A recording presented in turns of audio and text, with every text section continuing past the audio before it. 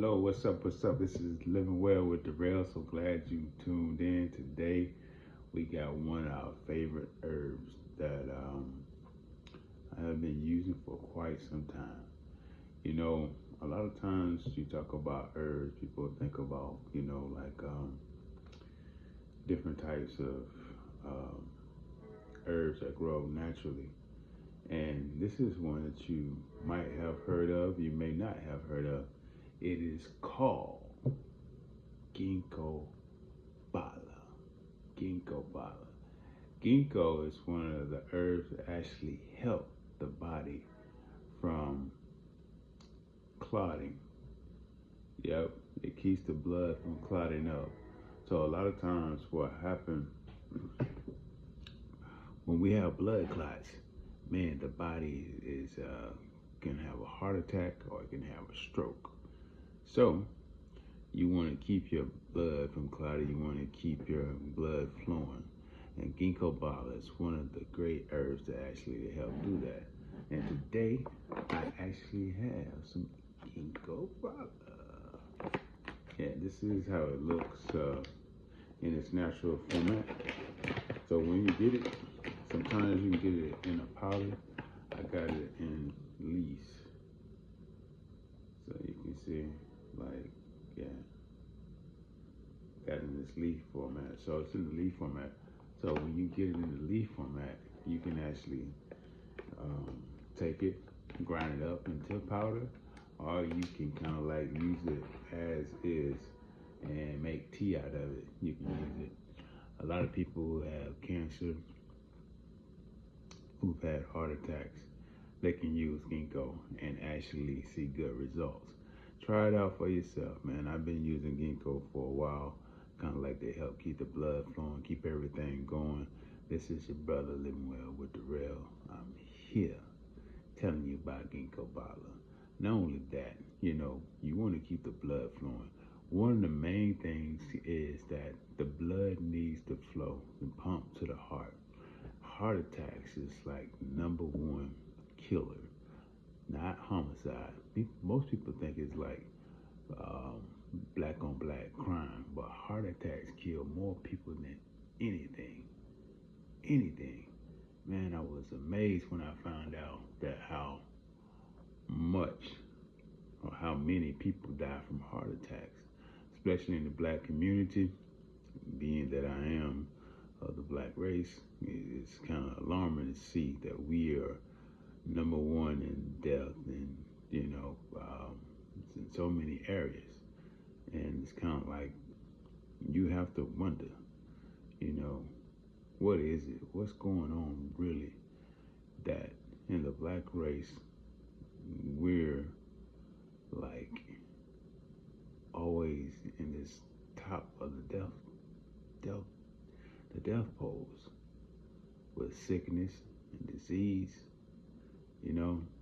when we are actually people who, if you travel the world, you'll see that it doesn't matter where you've been, Jamaica, if you're in London, if you're in Ghana or, Swaziland or, Malawi, black is black. Black is black. Even if you right here in America in Grantville or, you in Thompson, Georgia, or you in Rome, Georgia, black is black. We have the same hurdles to cross. And a lot of times, man, it's just like our diet is not a good diet for us. And there are a lot of people now coming out with different types of diets. But when I say diet, I would say our lifestyle. The lifestyle and the food in which we eat, the diet in which we choose to eat. Not so much like dieting like a keto diet, or the Jenny Craig and all this other stuff. No, the food that we eat day by day, and it's putting us at the top of a lot of sickness. So you gotta ask yourself, like, why are we as people always at the top of these lists? And what have we done to change that? Have we brought any solutions to change, to help? I know, like, in my family, like, when my grandparents were alive, we used, like, fatback. We ate it. Ham hock was big, not just at Thanksgiving. We had ham all the time. Then, for myself, I actually stopped eating ham before they did. And it's in the 90s when I stopped eating. So later they came on. They seen me at first, and then they was questioning it. Sometimes being able to do something different in the family, you might be considered different or whatever you want to be called. Even wearing a shirt like this is different. But the thing is, if you know better, you got to do better. I knew that, ham was one of the things that, clogs the arteries. There's a lot of things that clogs the arteries, but ham in particular is one that is, according to the Bible, it wasn't a food that we should have been eating. So I was like, man, if the Bible say don't eat it, then why are we always eating it? And I decided not to eat it anymore. And you go to dinners, family gatherings, and there's still a lot of people eating ham. And they know that it's not good for them, but they will use this terminology. You got to die of something. And I'm like, man, that's so sad. Because if you was to tell them they were committing suicide, they'd say, no, they're not. But in that same sentence, they know what they're doing. It's like somebody telling somebody don't smoke, and they smoke anyway. Even on the carton it says may cause cancer. And then they, like, all of a sudden get sick. And everybody say, oh, well, they smoked. Got emphysema. Well, they smoked. I'm like, yo, some things, man, we got to do better, y'all. We got to do better. We got to want to do better, though. You can't always depend and blame the man. Well, you don't have no tobacco fields, but you got a mouth. You understand? You got a mouth. You put it to your mouth. And let me tell you a little secret. They make stuff to go to your mouth because they know once they get it there, 9 times out of 10, you're going to get it and put it to your mouth again. You got to be mindful about some of this marketing, y'all.